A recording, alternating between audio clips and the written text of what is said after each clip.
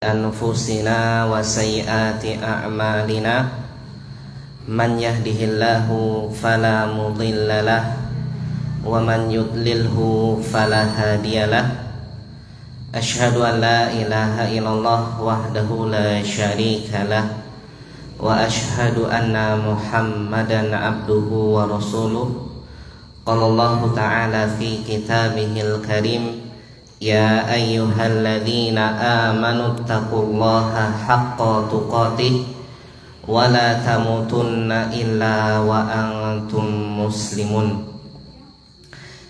Jamaah salat maghrib yang dimuliakan Allah Subhanahu wa ta'ala, alhamdulillah, segala puji syukur kita haturkan dan kita panjatkan kepada Allah Rabbul Izzati wal Jalalah atas karunia dan limpahan yang Allah Subhanahu wa ta'ala senantiasa berikan kepada kita hingga pada kesempatan yang berbahagia ini.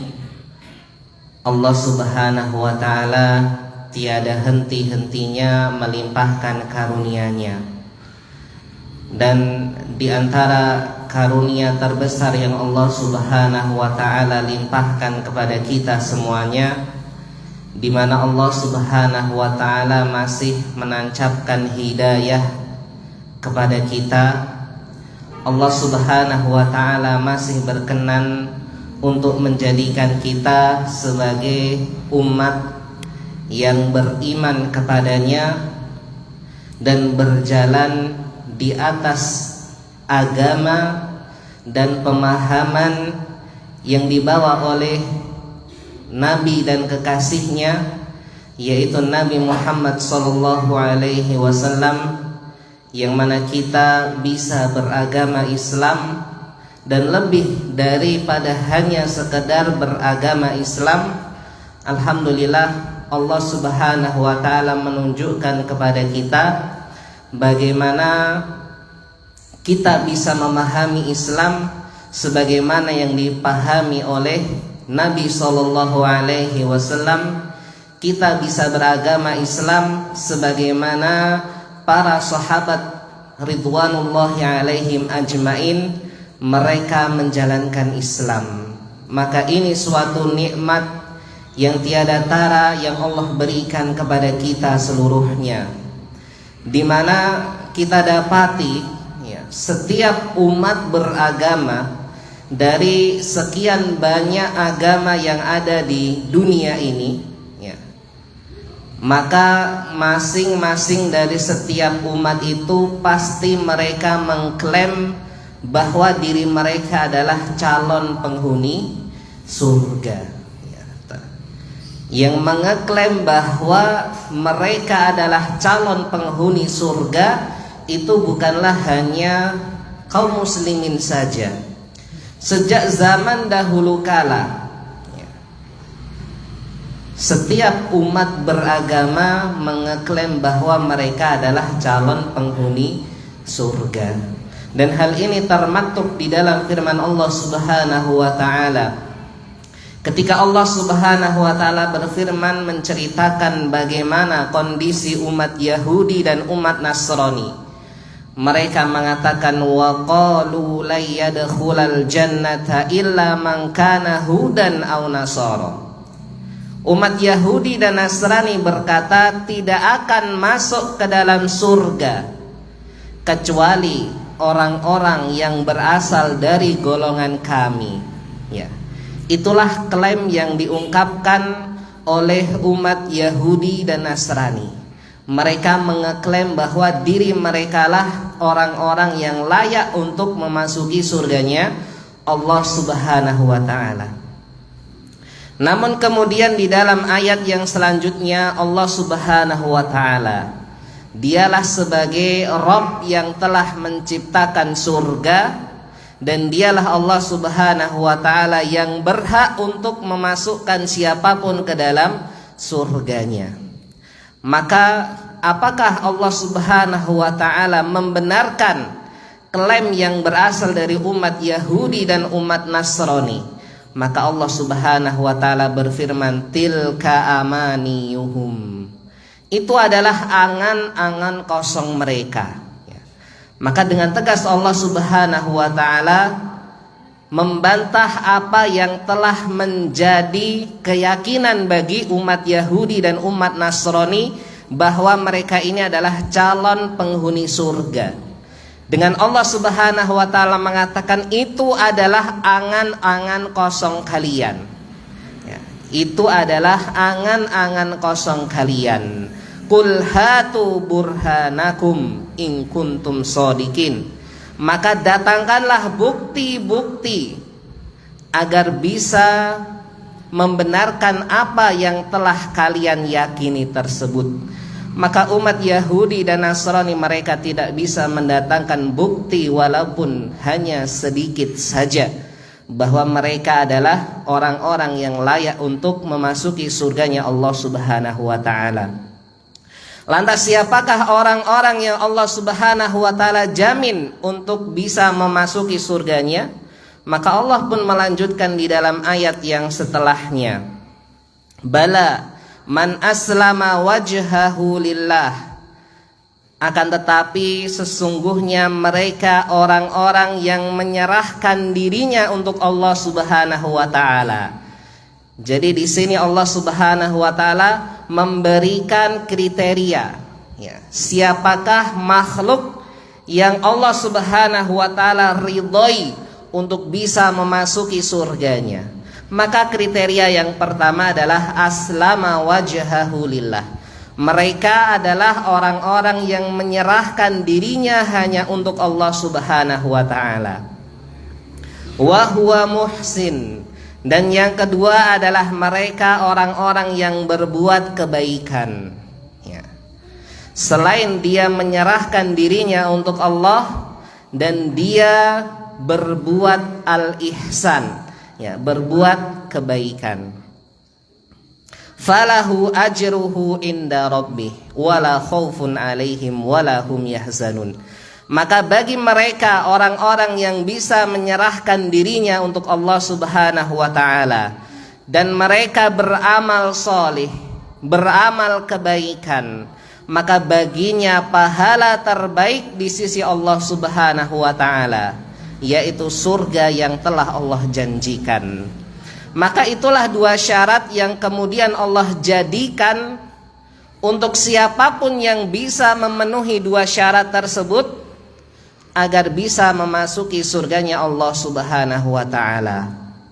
Maka tiada lain, tiada bukan korelasi antara penyerahan diri kepada Allah Subhanahu wa taala dan ketika seseorang beramal solih,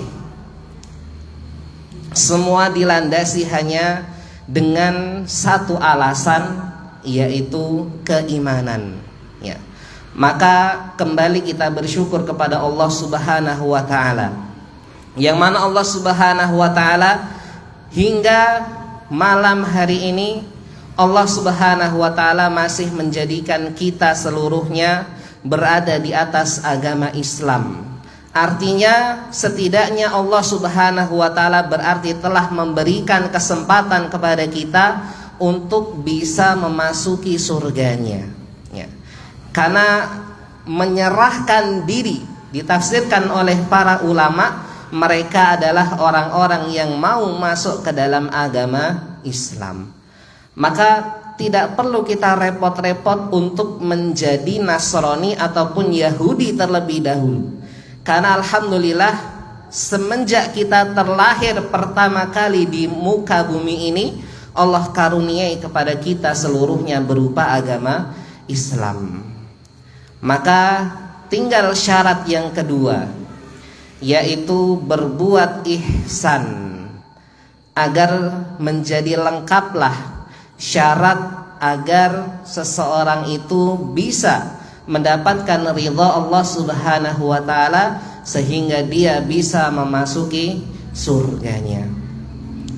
Jamaah yang dimuliakan Allah Subhanahu wa taala, kemudian yang berikutnya, salawat serta salam semoga senantiasa tersampaikan senantiasa kepada manusia terbaik yang menjadi panutan kita bersama, manusia yang kita tunggu-tunggu syafaatnya kelak di hari kiamat, dan tentunya kita tunggu perjumpaan dengan beliau sallallahu alaihi wasallam kelak di yaumil akhir. Jamaah yang dimuliakan Allah Subhanahu wa taala, di hari ini atau tepatnya di pekan-pekan ini dapat kita saksikan ketika kita berangkat atau meninggalkan rumah kita dan kita menuju jalan raya, maka kita lihat banyak sekali kendaraan-kendaraan berlalu lalang. Tidak jarang kita temui bis-bis yang membawa rombongan manusia untuk disampaikan kepada tempat wisata, karena ini sekarang sedang musim wisata. Banyak di tempat-tempat rekreasi penuh dengan manusia-manusia yang mereka sama tujuannya, yaitu sama-sama untuk refreshing, sama-sama untuk menyegarkan pikiran dan mencari hiburan. Maka jamaah yang dimuliakan Allah Subhanahu wa taala, kita sebagai umat Islam, sebagai umat yang telah diajarkan oleh Nabi kita Muhammad sallallahu alaihi wasallam, ketika beliau mengatakan kepada para sahabatnya, "Idza marartum bi riyadil jannah farta'u." Apabila kalian melewati taman-taman surga, maka hendaklah kalian itu mampir ke taman-taman surga tersebut. Maka menjadi pertanyaan kita, di dunia ini ada taman-taman surga napa mboten? Enten napa mboten? Kalau kalian lewat taman-taman surga, maka mampirlah ke taman-taman tersebut. Lah pertanyaannya, di dunia ini ada taman surga napa mboten? Enten napa mboten Bapak-bapak? Enten? Apa itu? Iya. Maka yang dimaksud dengan riyadul jannah, taman-taman surga, itu adalah hilaqatul dzikr, majelis-majelis ilmu. Itu adalah pesan yang disampaikan oleh Nabi kita Muhammad sallallahu alaihi wasallam. Apabila kalian melewati taman-taman surga, yaitu majelis-majelis ilmu, maka mampirlah kalian. Pertanyaan berikutnya, kenapa Rasulullah sallallahu alaihi wasallam menyebut majelis ilmu dengan hilaqatul dzikr? Hilaqatul dzikr dengan riyadul jannah, dengan taman-taman surga. Kenapa Bapak-bapak? Apa kesamaan majelis ilmu dengan taman-taman surga? Sebenarnya ustaznya sudah datang ya? Oh ya. Jawabannya adalah karena di dalam majelis ilmu itu ada kesamaan dengan taman-taman surga. Bisa menjadikan pikiran kita itu segar, bisa menjadikan keimanan kita itu kembali terrefresh. Jadi seorang muslim ketika penat, membutuhkan hiburan, membutuhkan sesuatu yang bisa membangkitkan semangatnya, maka kuncinya adalah kembali ke majelis-majelis ilmu. Karena dengan bermajelis ilmu itu seseorang akan mendapatkan jawaban dari keresahannya. Dengan majelis ilmu, maka seorang muslim bisa mendapatkan semangatnya kembali. Nah, taib, karena Ustadz sudah datang, maka kita cukupkan kajian dengan ana, dan insya Allah nanti akan dilanjutkan dengan kajian dari Ustadz Mahful. Subhanakallahumma wa bihamdik, asyhadu an la ilaha illa anta, astaghfiruka wa atubu ilaik.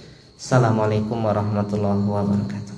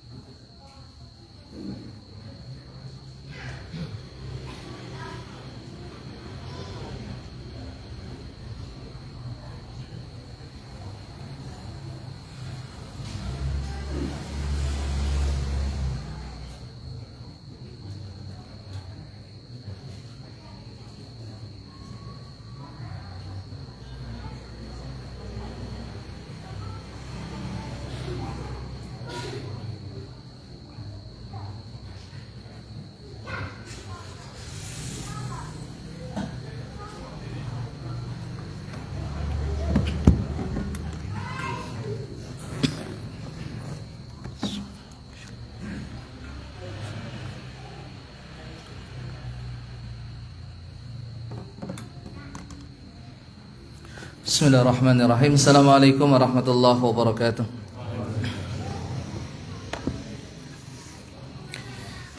Innal hamdalillah nahmaduhu wa nasta'inuhu wa nastaghfiruh wa na'udzu billahi min shururi anfusina wa sayyiati a'malina may yahdihillahu fala mudilla lahu wa may yudlil fala hadiya lahu. Asyhadu an la ilaha illallah wahdahu la syarika lahu wa asyhadu anna Muhammadan abduhu wa rasuluh. Ya ayyuhalladzina amanu taqullaha haqqa tuqatih wa la tamutunna illa wa antum muslimun. Ya ayyuhan nasu taqu rabbakum alladzi khalaqakum min nafsin wahidah wa khalaqa minha zawjaha wa batha minhuma rijalan katsiran wa nisaa'a wattaqullaha alladzi tasaaluna bihi wal arham innallaha kana 'alaikum raqiba. Ya ayyuhalladzina amanu taqullaha wa qulu qalan sadida yuslih lakum a'malakum wa yaghfir lakum dhunubakum wa may yuti'illaha wa rasulahu faqad faza fawzan 'azima. Amma ba'd, fa nasaqal hadithi kitabullah wa khairal huda huda Muhammadin sallallahu alaihi wa ala alihi wa sallam wa syarrul umuri muhdatsatuha wa kullu muhdatsatin bid'ah wa kullu bid'atin dhalalah wa kullu dhalalatin finnar. Ikhwati fiddin wa akhwati fillah, hadirin hadirat rahimani Allahu wa iyyakum jami'an. Jazakallahu khairan, kami ucapkan kepada Ustaz Priyadi yang sudah mengisi kekosongan ya, sembari menunggu kedatangan kami untuk bareng-bareng ngaji bersama panjenengan semuanya. Udah lama ini, sampai hadis keberapa sampai lupa saya. Hadis nomor pinten? Hadisnya nomor 115, babnya 63. Sudah masuk 64 kok. Ya, 64. Hadis nomor 116. Ibu-ibu tesih kelingan boten? Nek tesih kelingan pun dipraktekaken napa dereng? Wanita calon penghuni surga, al-wadudul waludul aud. Nek al-wadud ya wis penuh cinta kasih kepada suami. Al-walud punya banyak anak. Al-aud itu loh, yang kalau malam megang tangan suaminya, dikecup, kemudian minta ridhonya, minta maaf apabila ada kesalahan. Pun praktek, Bu? Alhamdulillah atas kejujuran panjenengan. Iya, Elis. Kemarin kita terakhir sampai di sini kalau nggak salah. Nah, Bapak Ibu hadirin hadirat rahimani Allah wa ikum jami'an, itu riwayat tambahan yang kemarin kita bahas. Adapun yang disampaikan oleh Al-Imam Al-Bukhari rahimahullah taala di dalam kitabnya Al-Adabul Mufrad adalah riwayat yang berbunyi an Nafi' ibni Abdul Harith anin Nabi sallallahu alaihi wasallam qala min sa'adatil mar'il muslim.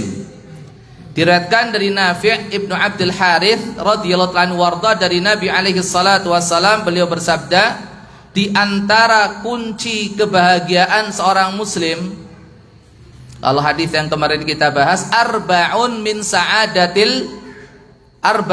sa'adah, 4 kunci kebahagiaan.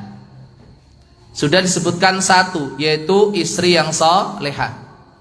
Adapun yang nomor 2, 3 dan 4 itu sama dengan apa yang disampaikan oleh Al-Imam Al-Bukhari rahimahullah taala di dalam kitab Al-Adabul Mufrad. Di antara kunci kebahagiaan seorang muslim adalah al-maskanul wasi', yang nomor 2, tempat tinggal yang luas. Pertanyaannya, kenapa tempat tinggal yang luas itu menjadi salah satu kunci kebahagiaan seseorang? Kenapa? Apa enggak malah capek kalau bersihin? Nyapu sing kudune 15 menit rampung, iki nganti setengah jam durung kelar. Apa malah enggak capek kalau bersih-bersih? Lah jenengan lebih bahagia mana kalau punya rumah sempit sama rumah yang luas? Ingkang Wiyar. Iso mbok bal-balan ya. Nah, yang sempit atau yang luas? Yang luas engko hisabe rada akeh loh. Ya, di sini termasuk kunci kebahagiaan memang rumah yang luas. Kenapa? Satu, secara syar'i lebih memungkinkan kita untuk memisahkan anak-anak kita ketika mereka sudah dewasa antara laki-laki dan perempuan.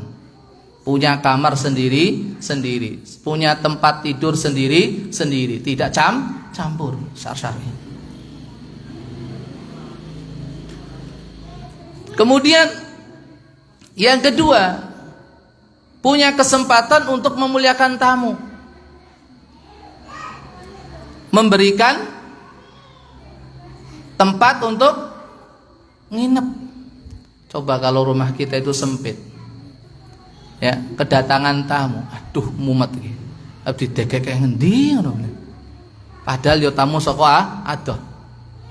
Akhirnya apa? Ngerusui tanggane. Gimana? Ada yang punya pengalaman seperti itu? Nek kula kerep. Nek kula kerep.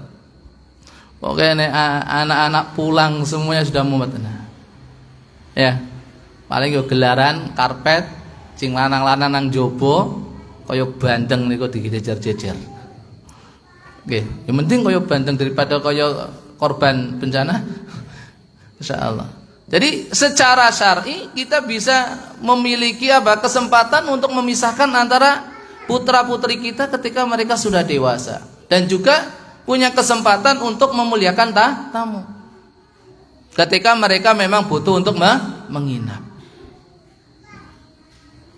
Kemudian yang ketiga, dari segi kesehatan lebih sehat. Karena apa? Sirkulasi udara itu lebih leluasa ketika ruangan itu luas.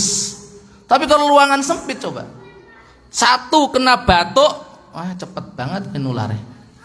Apalagi ventilasinya ya itu kurang lengkap, kurang memadai. Jadi sekali lagi ini menjadi kunci dari kebahagiaan seseorang ketika memiliki rumah yang luas. Tidak dikatakan di sini rumah yang mewah, rumah yang megah, sing penting ombo. Dan inilah yang dipraktekkan oleh orang tua kita zaman dahulu. Ayo, gimana? Model rumah model joglo itu ya. Leres nggih? Mesti luas-luas itu.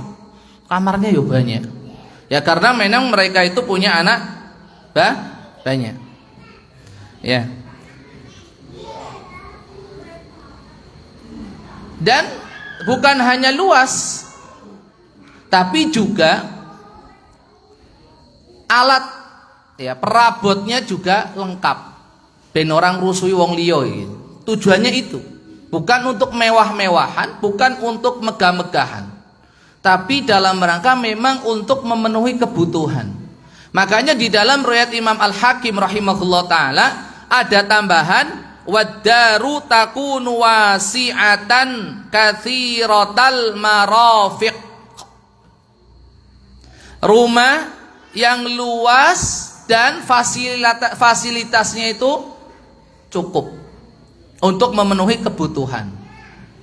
Maksudnya ya ada kamar tidurnya, ada kamar tengahnya, ada kamar tamunya, ada kamar mandinya, ada ruang belakang, dapurnya dan sebagainya. Ya. Tapi itu bagi orang yang memiliki kemampuan.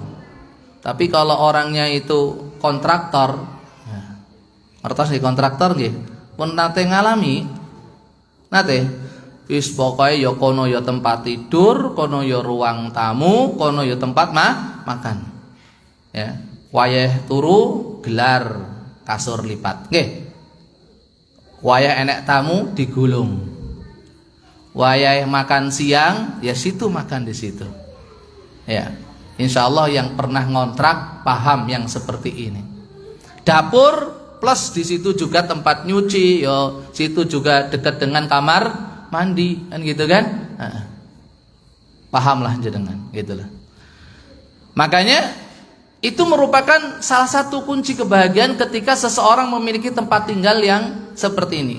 Jelas itu nyaman, terasa nyaman. Makanya kalau garwa panjenengan kok minta yang begini dan begitu, selama tidak berlebih-lebihan dan selama tidak bermewah-mewahan dan selama itu sesuai dengan kebutuhan dan sesuai dengan kemampuan, kenapa jenengan harus pelit?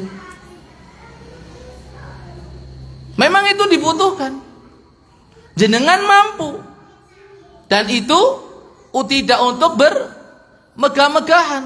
Dan ternyata juga tidak berlebih-lebihan di dalam biayanya. Kenapa tidak kita kabulkan? Jenengan nate disuwuni ngaten sama istri. Pak, pokoknya nek duwe dapur sing ngene-ngene iki. Ada yang pernah dapat permintaan seperti itu? Enten? Alhamdulillah, berarti garwane jenengan niku tiyangipun trima ing pandum, masyaallah. Golek angel sing kaya ngono kuwi. Mulakno dieman-eman. Dieman-eman. Wis nrimo apa ene ngejik di apa dieman-eman tenan. Apa dieman-eman. Ya. Jadi sekali lagi, apabila seseorang untuk meraih kebahagiaan dengan cara dia memiliki rumah yang besar, yang luas, itu tidak mengapa, asalkan tadi sesuai kebutuhan, sesuai kemampuan, tidak berlebih-lebihan dan tidak bermegah-megahan. Ya. Tergantung berapa jumlah anaknya. Akan tetapi sekali lagi, ya, ini catatan harus diperhatikan. Kenapa? Karena Rasulullah Shallallahu Alaihi Wasallam itu memberikan sebuah peringatan dalam masalah bangunan. Wonten hadis riwayat Imam Abu Dawud nomor 5237, Al Imam Ibnu Majah nomor 4161, rahimahumallahu jami'an, sanatipun sahih, an Anas bin Malik radhiyallahu anhu anna Rasulullah sallallahu alaihi wasallam qala. Dipun riwayataken saking sahabat Anas ibnu Malik radhiyallahu anhu warda, saat temene Rasulullah sallallahu alaihi wasallam menika paring dawuh, ama inna kulla bina'in wabalun ala sahibihi illa ma la.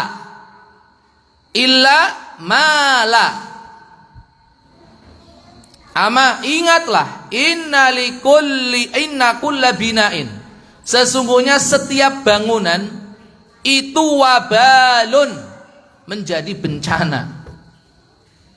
Menjadi bencana. Ini ala sahibihi, terhadap pemiliknya. Bencana di dunia, kesel ngerumate, kesel merawatnya, membersihkannya, capek. Ya, di dunia, di akhirat suwe hisabe, dowo antrine. Ini. Kemudian Rasulullah SAW memberikan pengecualian, illa mala ay mala budda minhu, kecuali memang dibutuhkan. Jelas anak elimo, ya, maka mau tidak mau dia harus memiliki rumah yang cukup luas, karena untuk kamar buat anak-anaknya.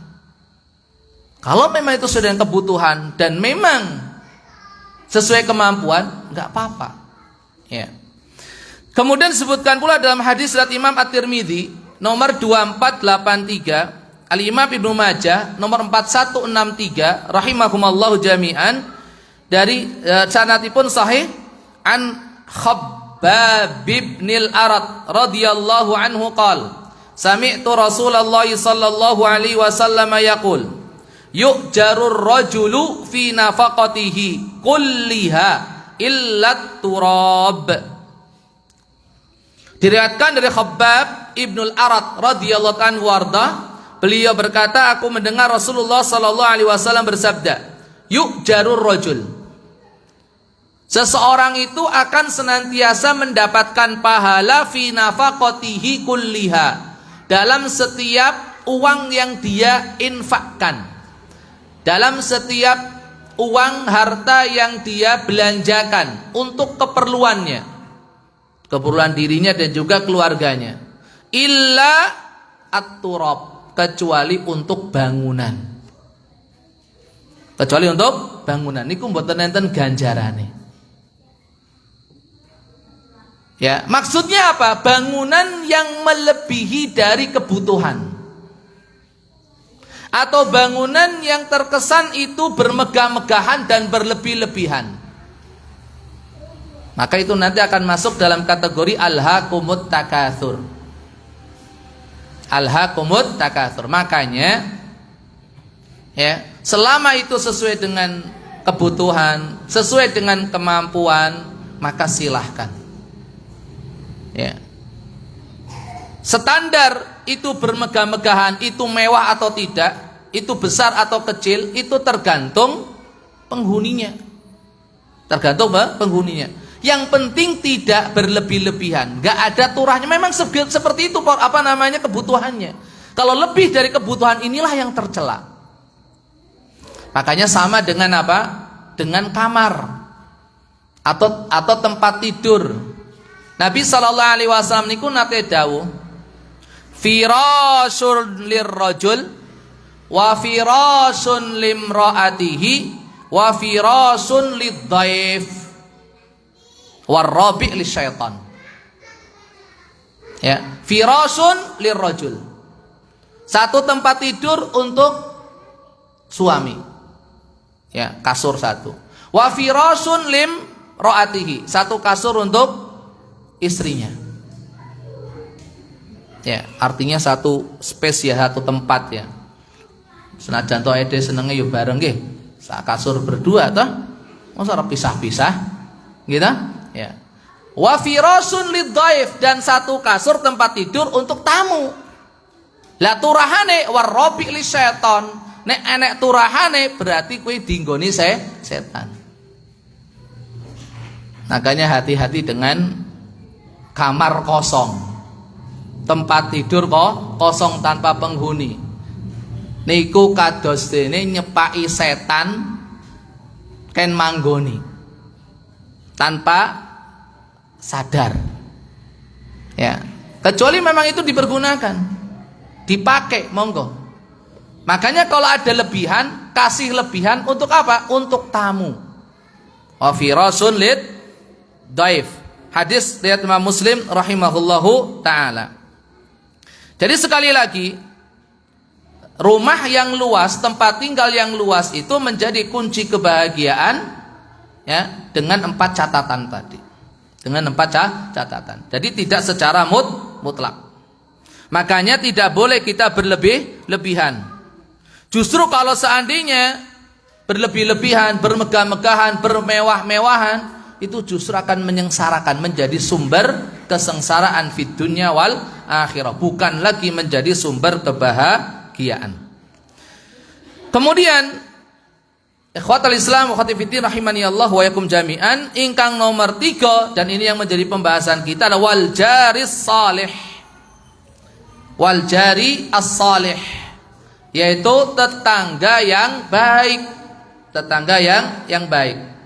Tetangga yang baik itu yang bagaimana? Tetangga yang baik itu tetangga yang senantiasa mengingatkan kita, tolong menolong, kerjasama dengan kita di dalam ketaatan kepada Allah Subhanahu wa ta'ala. Saling mengingatkan, saling memberikan nasihat, saling memberikan semangat, memberikan motivasi, tolong menolong dalam kebaikan dan ketaatan. Niki. Bukan seorang tetangga yang terus ngompori dunia terus, ngejak saingan, ngejak lomba ning urusan keduniaan. Tidak. Tapi mereka yang ketika kita melihat kepada mereka, kita termotivasi untuk beribadah kepada Allah, untuk mendekatkan diri kepada Allah, mengingatkan kita kepada akhirat. Orang malah sebaliknya, ya, mengingatkan kita kepada dunia, tentang jabatan, tentang kekayaan, dan seterusnya. Karena yang namanya tetangga itu memiliki pengaruh yang luar biasa. Maka jadilah ya tetangga-tetangga yang bisa membawa, menggandeng tetangganya untuk bersama-sama mendekatkan diri kepada Allah Subhanahu wa taala. Bersama-sama berjalan untuk mencari ridho Allah Subhanahu wa taala. Saling mengingatkan, saling kerjasama, saling tolong menolong. Wayahe ngaji urung iso ngaji nyuwun tulung tanggane. Pak, jenengan mangke dalu ngaos mboten? Nek jenengan mboten saged ngaos, kula tak melampah. Mangke kula aturi, kula sanjangi napa ingkang dados isinipun pengaosan dalu menika. Masya Allah. Saling bergantian kalau memang tidak bisa sama-sama berangkat karena kesibukan, jelas. Dan inilah yang dilakukan oleh sahabat Umar radhiyallahu anhu ketika beliau sampai di kota Madinah. Ya, beliau punya tetangga dari kalangan Ansar yang secara bergantian mereka memiliki kesepakatan radhiyallahu anhu majma'in, secara bergantian hadir di majlis Rasulullah SAW. Hari ini sahabat Umar radhiyallahu anhu yang hadir, kemudian tetangganya yang kerja untuk nafkahi istrinya. Kadang juga kalau Umar radhiyallahu anhu punya kebutuhan apa-apa, tetangganya inilah yang mencukupinya. Kemudian hari berikutnya tetangganya yang berangkat ngaji radhiyallahu anhu. Umar radhiyallahu anhu cari nafkah untuk anak istri dan juga mencukupi pula kebutuhan keluarga tetangganya. Masya Allah. Saling bahu membahu, saling tolong menolong, saling bekerja sama di dalam kebaikan, dan tidak lupa untuk menuntut ilmu. Ojo malah absen kabeh, sepakat jenengan mangke dalu nindai mboten? Ora, ya aku ya ora lah. Gah, ya kaya ngono ya aja ngono kuwi. Ya. Nggih mboten napa-napa jenengan mboten saged nindai Pak, kula mawon ingkang melampah, mangke kula tak sukani rangkumane. Lah boro-boro ngrangkum. Pengajian wae ngantuk, ditakoni mau pengajiane apa ora ngerti. Ya, wis ben ngantuke ilang adzan rumiyin. Loh.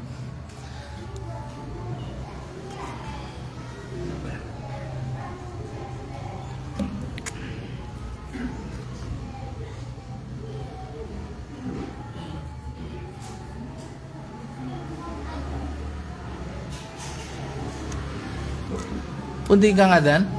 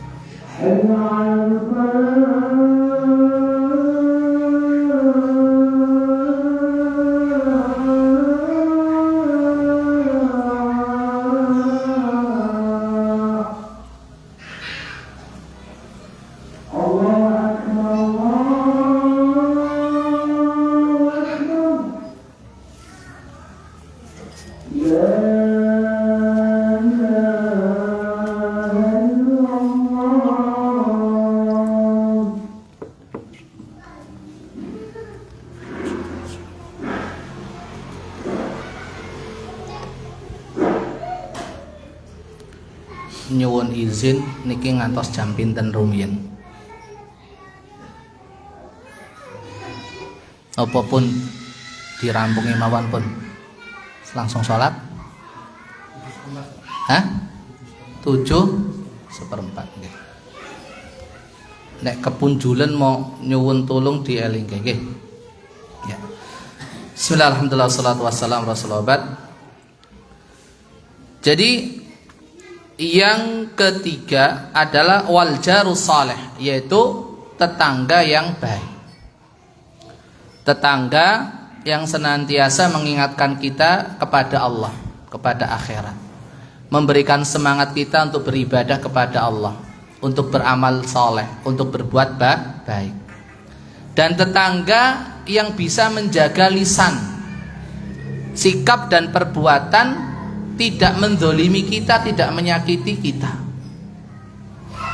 Itu tetangga yang baik. Tetangga yang bisa menjaga rahasia kita. Tetangga yang bisa kita kasih kepercayaan saat kita meninggalkan rumah kita. Tetangga yang senantiasa mengingatkan kita ketika kita melakukan kesalahan dan kekeliruan. Itu tetangga yang baik. Bukan hanya tetangga sing senenge gur ngejak dolan wae. Ngejak jalan-jalan wae. Nanti kadang bojone iki cemburu. Ya kan? Ada. Sebagian istri kita itu cemburu. Dengan siapa? Dengan teman kita. Nek dicak koncone langsung gipiak. Terus yo kok sik tak salin. Giliran bojone nyuwun njaluk tulung di terkenang pasar semoyo terus. Enten ngaten. Wes sing paling dhuwur sing dhuwur. Enten. Sinten sakjane. Mboten enten apa? Nggih. Jadi kadang sebagian kita itu justru nyuwun sewu kalau ngagem istilah niki. Justru menjadi racun bagi keluarga sebelah. Ya, jadi virus. Jangan sampai. Sampai. Itu loh. Jadilah ya, kita itu tetangga yang apabila mengajak suami ya dari tetangga kita, istrinya itu merasa aman dan nyaman. Wes aman nek metu ngumah karo Pak Fulan, insya Allah aman, ora bakal neko-neko. Nah, mesti tujuannya genah ngaji, masya Allah, nang masjid, ya, bakti sosial, relawan, wis genah pokoknya. Jangan sampai ya kita itu menjadi tetangga saat mengajak tetangga kita, istrinya curiga. Waduh, metu rosi fulan iki. Kira-kira nang ngendi. Jangan sampai seperti itu. Al jaru as-saleh. Kemudian yang terakhir wal markabul hani. Kendaraan yang nyaman. Sing pinak gitu loh. Ya, enak untuk dinaikin. wayahe panas ora kepanasen, nek wayah adem ya ora kademen. Mergone enek suhu penghangat ya enten nggih. Ada yang mobil gitu kan ya, ada yang untuk menghangatkan, ada yang untuk mendingan. Enten nggih? Gitu loh. Nek sing ditumpahi ora kesel. Ya, ditumpahi ora kesel. Tur yo ora rewel. Nek dijak rodok kesusu, yo iso melayu. Orang ngadat. Sithik-sithik mlebu bengkel, ragat. Nah, ini mesti senep sing duwe iki, gitu. Tapi masya Allah setirane pena, terus kula mboten ngertos mobil lah jenengan langkung pirsa lah. Pokoke jenengan nek mlebet niku nyaman. Nek ajeng sare yo angler. Ya. Nek jalan gronjal-gronjal ngono ki ya ora patek krasa. Ya, ngerti-ngerti tekan nggone. Wah, enak. Mobil napa niku? Mobil apa? Jenengan langkung pirsa lah, nggih. Penak gitu loh. Ya, ning yo mesti regane yo penak ngoten lho. Tapi sajane ngono kuwi yo kesenengan kok ya, cocok-cocokan kok, cocok-cocokan. Jadi yang penting itu adalah apa? Bisa dijadikan sebagai wasilah kita untuk memenuhi kebutuhan kita. Ning syaratnya siji aja nganti nglalekke saka ngibadah. Pengen duwe mobil sing penake kaya ngono kuwi akhire apa? Jamaah rada telat. Tambah pelit. Ya, kesenggol sithik wae mobile nesu-nesu. Waduh. Jangan sampai kemudian menjadi hubud dunia ini loh.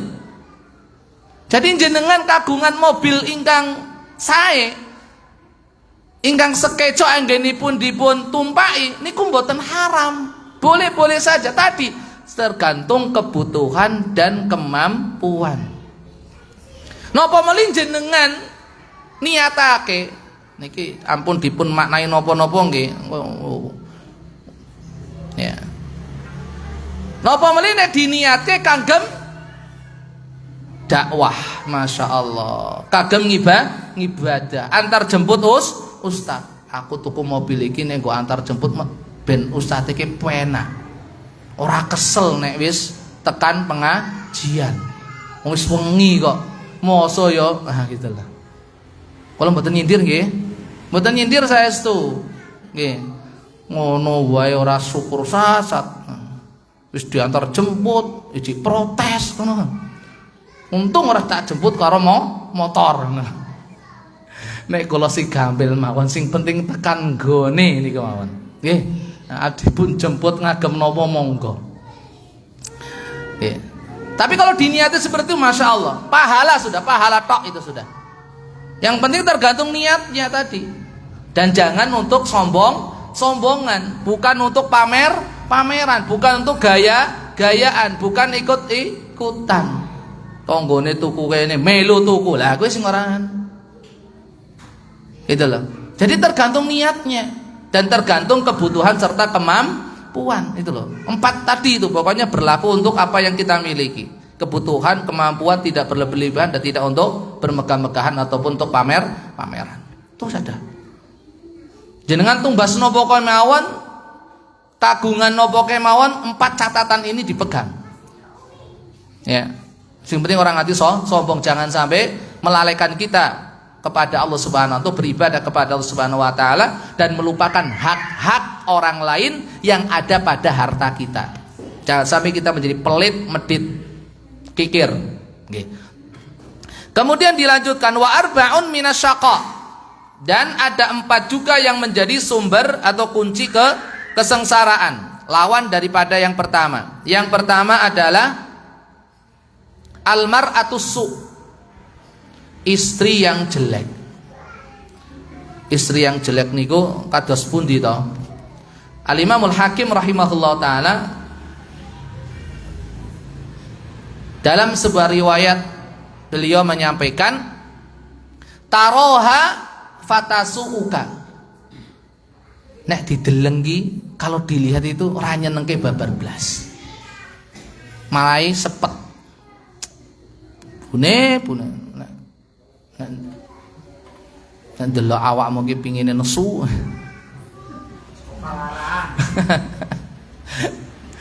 Jadi nek didelok ora nyenengke babar blas wis. Ora nyenengke wis. Gitu loh. Kemudian apa? Wa tahmilu lisanaha alaika. Ning lisane iki omongane pedes. Nyelekit. Ya, senenge nyeneni bojone. Ngomentari bojone, kurang sithik komplain. Salah sithik protes. Tidak bisa menjaga lisannya. Terus yang ketiga, wa in ghibta anha lam ta'manha ala nafsiha wa malika. Gak bisa dipercaya kalau kita gak ada di rumah. Boten saged njogo awake, kehormatane, lan boten saged njogo anak-anak kita, dan tidak bisa menjaga harta kita. Apa? Wong siji wae kadang gawe senep nggih. Apa meneh enek telu-telune. Nyuwun sewu. Wis penampilane asal-asalan, mampu bawang, mau berambang. Ya, sekali-kali nganggo minyak, minyak. Masyaallah, pengalaman bersing jawab iki. Tembe mulih buka lawang wis diatungi tangan ndi bayarane. Nek kurang protes, jaluk wedang kon godhog dhewe. Saene dinampake ngoten iki. Ampun dididik. Dididik itu loh. Ya. Bojone mangkat kerja kene malah ngendong nang ngene tangga. Ngerti ngendong nggih? Nonggo ngrumpi isa-isahan ijik sak gunung, umbah-umbahan ya durung di kumbahi, omah urung di resiki, durung liwat wae bojoe mulih kon tuku matengan. Waduh. Ini loh. Tolong ibu-ibu jangan seperti itu. Itu sumber kesengsaraan hidup seorang suami semua. Ya. Kemudian nomor 2 apa? Lawan daripada al-maskanul wasi, al-maskanul dhayiq. Sempit. Sempit. Ya, yang enggak memenuhi syarat. Ya kesehatan, ya secara syar'i dan sebagainya. Tapi kalau seandainya kita diberi rezeki kok sampai seperti itu, ya wis. Sabar, qanaah sambil berusaha untuk memperbaiki dan untuk istilahnya menambah. Biar apa? Biar sesuai dengan standar. Bukan berarti kemudian kita harus ngoyo ngejar dunia, mboten. Tapi ini demi mencapai kebahagiaan. Nek nggo ngibadah ya penak ngono lho. Intinya itu, untuk menghormati tamu ya penak ngono lho. Nyaman gitu loh. Jadi diniatkan untuk apa? Bukan untuk diri kita, tapi untuk anak-anak kita dan untuk menghormati orang lain. Gitu loh. Untuk nyenengke keluarga itu ganjaran tok gitu loh. Bukan sekali lagi untuk bermewah-mewah, bermegah-megahan. Dan yang ketiga itu apa? Tetangga yang judes, tetangga yang jelek, memiliki sifat yang jelek. Ya. Ada sebuah athar yang mengatakan ciri-ciri tetangga yang jelek itu yang gimana? In ra'a khairan dafanahu, wa in ra'a syarran asya'ahu. In ra'a khairan dafanahu. Kalau melihat kebaikan pada diri kita, ditutup rapat-rapat, disembunyikan, dirahasiakan, nggak mau dibicarakan sama orang. Tapi wa in ra'a syarran asya'ahu. Ketika melihat kejelekan kita langsung disebarkan. Tonggo sing koyo ngene iki waduh, mumet. Ya, kebaikan kita mudah dilupakan, tapi kejelekan kesalahan kita disebar kemana-mana. Kemudian yang terakhir adalah wal markab as-su, yaitu kendaraan yang jelek. Ini loh. Maka dari itu, ikhwatul Islam wa akhwati fiddin rahimani Allah wa yakum jami'an, di bab yang ke-64, 65, bab nomor 65. Al-Imam Al-Bukhari rahimahullah taala memberikan judul bab al-jaris su', bab menerangkan tentang tetangga yang jelek. Ya. Kemudian di dalam bab ini beliau rahimahullah taala menyebutkan dua hadis. Hadis nomor 117 dan nomor 118. Nomor 117, qala al-muallif rahimahullah an Abi Hurairah radhiyallahu anhu qala kana min du'ain nabiy sallallahu alaihi wasallam Allahumma inni a'udzubika min jaris su' fi daril muqami fa inna jarad dunya yatahawwalu. Betul nanti sing nyepeng terjemah biasanya jenengan betul nanti. Oh kesusu. Diriwayatkan dari Abu Hurairah radhiyallahu anhu warḍah, beliau berkata, di antara doa Nabi sallallahu alaihi wasallam, ini doa agar terhindar dari tetangga yang jelek. Allahumma, monggo. Inni a'udzubika min jaris su' fi daril muqami fa inna jarad dunya yatahawwalu. Allahumma inni a'udzubika min jaris su' fi daril muqami fa inna jarad dunya yatahawwalu. Allahumma ya Allah, inni sesungguhnya aku a'udzubika memohon perlindungan kepadamu. Masya Allah. Sampai Rasulullah SAW itu minta perlindungan kepada Allah. Berarti ini sesuatu hal yang gak main-main, bukan suatu hal yang sepele, bukan masalah yang ringan, bukan perkara yang mudah. Sampai Rasulullah SAW minta perlindungannya kepada Allah. Berlindung dari apa? Min jaris su', dari tetangga yang jelek, tetangga yang suka berbuat maksiat, tetangga yang tidak sholat, tetangga yang lupa kepada Allah, jauh dari agama Allah, ya, tidak menjalankan perintah Allah, tidak meninggalkan larangan-larangan Allah dan Rasulullah Sallallahu Alaihi Wasallam. Pokoknya dari segi agama kurang, akhlak kurang. Maka Rasulullah berlindung kepada Allah Subhanahu Wa Taala dari tetangga yang seperti ini. Fi daril muqami, di dalam surga. Minta perlindungannya ketika di surga. Fi daril muqami, darul iqamah.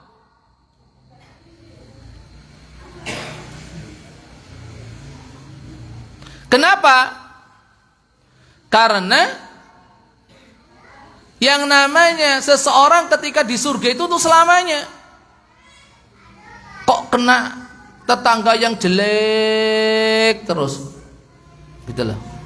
Itu makna yang pertama. Makna yang pertama, darul muqam adalah surga. Dalilnya apa? Firman Allah surat Fatir ayat 35. Alladzi ahallana daral muqamati min fadlihi la yamassuna fiha nasabu wa la yamassuna fiha lughub. Monggo nyuwun tolong Fatir 35.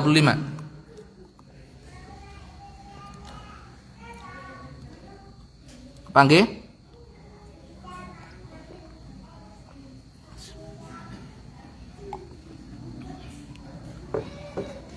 Panggih. Monggo Fatir 35.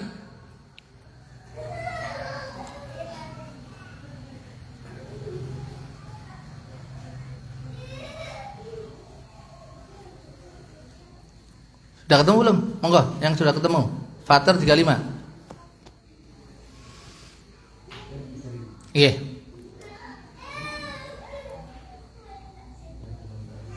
Nggih, monggo. Barakallahu fiik. Yang dengan karunia menempatkan kami dalam tempat yang kekal. Tempat yang kekal. Ya, lanjut. Itu surga. Di jalannya kami tidak merasa lelah dan tidak pernah merasa lesu. Nah, tidak lelah, tidak lesu, itu surga. Berarti dengan doa ini, Allahumma inni a'udzubika min jari su'fi daril muqami, seseorang meminta kepada Allah Subhanahu wa taala agar ketika di surga itu dikumpulkan dengan siapa? Orang-orang yang baik. Memang di surga ada orang yang enggak baik? Tidak, semuanya baik. Jadi minta surga. Minta surga, minta dimasukkan ke dalam surga. Kenapa? Karena di surga itu nggak ada orang yang tidak baik. Karena di surga itu nggak ada tetangga yang buruk. Semuanya baik semua. Karena Allah Subhanahu wa taala telah mencabut sifat al-ghil, benci, iri, dengki, memusuhi, itu sudah dicabut dari setiap penduduk surga. Jadi makna daripada doa ini adalah meminta untuk dimasukkan ke dalam surga. Dan juga meminta kepada Allah Subhanahu wa taala agar dilindungi, agar diselamatkan dari api neraka. Karena hanya tetangga-tetangga yang buruk itulah yang akan masuk neraka, tergantung kesalahan dan dosanya. Berarti minta dimasukkan surga dan minta perlindungan dari api neraka. Adapun mana yang kedua, daril muqam, itu adalah di dunia, yaitu ketika seseorang menempati rumah, sebuah lingkungan di mana dia tinggal di situ selamanya sampai meninggal dunia. Sampai meninggal dunia. Makanya doa ini mengandung anjuran dan perintah buat kita agar mencari tempat yang baik, lingkungan yang baik, tetangga yang baik. Tetangga yang baik. Mencari dan memilih tetangga-tetangga yang baik. Al-jaru qoblad dar. Lihat dulu siapa tetangganya, baru pilih rumahnya. Makanya jenengan-jenengan misalkan pingin tumbas griya di perumahan, di komplek, lihat dulu kanan kirinya siapa, lingkungannya itu seperti apa. Ojo peh gur murah atau bersubsidi, tapi ternyata tetangganya kanan kiri tidak satu misi, tidak satu visi, tidak satu tujuan untuk mencari ridho ilahi. Bahaya yang kayak gini. Berat nanti lingkungannya, berat kita itu menjaga keistiqomahan kita, berat. Ya. Jadi doa ini sekaligus minta agar Allah memasukkan ke surga, melindungi kita dari siksa api neraka, sekaligus pula adalah semangat pendorong bagi kita untuk mencari tetangga-tetangga yang baik. Dan wis bacot piye Ustaz? Pindah. Nek jenengan kersa pindah ya alhamdulillah. Nek ternyata wis ora eneng nggon meneh, wis jatahe wis nang kono kuwi. Terus gimana? Bergaulah, tapi jangan terwarnai, jangan terpengaruh. Kalau bisa malah itu dijadikan sebagai ladang dakwah, kesempatan mencari pahala, menegakkan amar ma'ruf nahi mungkar, memberikan nasihat. Dan ini rodok berat. Makanya imun kita harus diperkuat. Dengan cara apa? Meskipun lingkungan seperti itu, tapi kita punya lingkungan di luar sana, teman-teman yang selalu memberikan motivasi, semangat kepada kita. Teman-teman yang satu pemahaman, satu tujuan dalam hidup ini, yang terus memberikan suntikan-suntikan motivasi untuk kita. Dan yang kedua, jangan lupa selalu mendekat kepada Allah Subhanahu wa taala. Minta perlindungan kepada Allah Subhanahu wa taala dari pengaruh-pengaruh buruk dari tetangga-tetangga yang ada. Dan yang ketiga, bekali dengan ilmu. Bekali dengan ilmu. Itu penting. Ya. Karena ilmu itu sebagai bekal senjata yang paling ampuh untuk menghadapi hal-hal yang seperti ini. Nek wis kebacut ternyata lingkungannya kayak gitu dan kita tidak bisa memilih.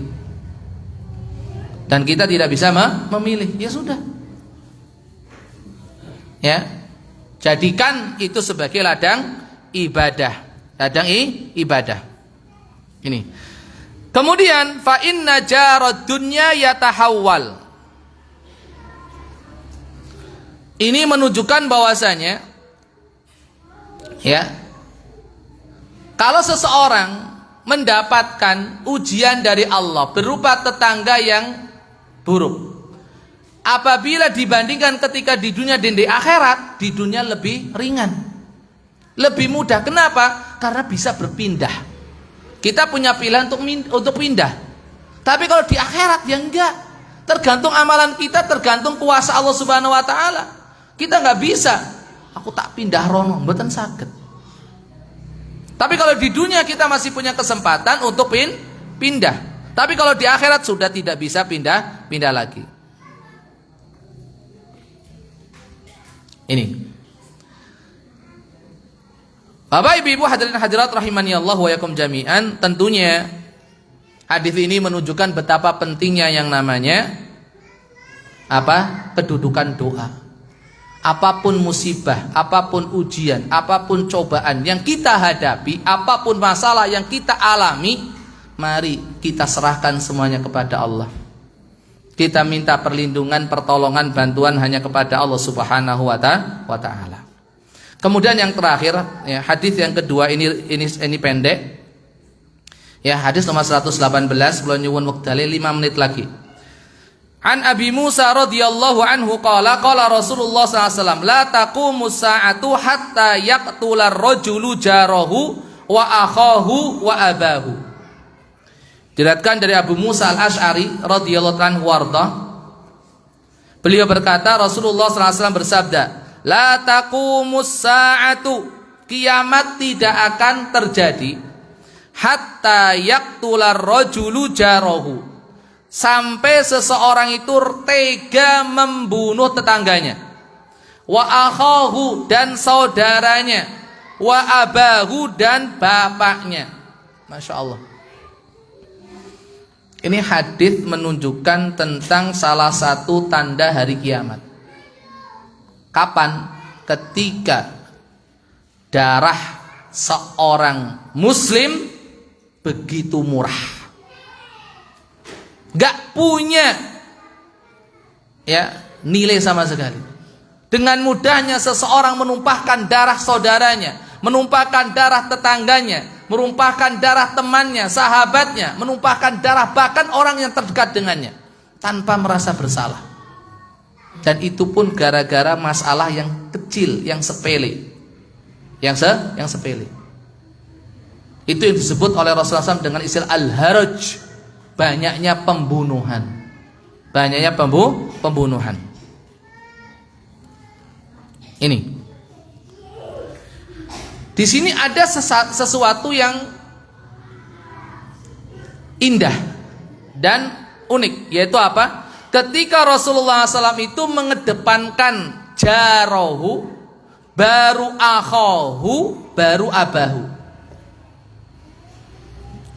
Sehingga seseorang membunuh tetangganya, saudaranya, bapaknya.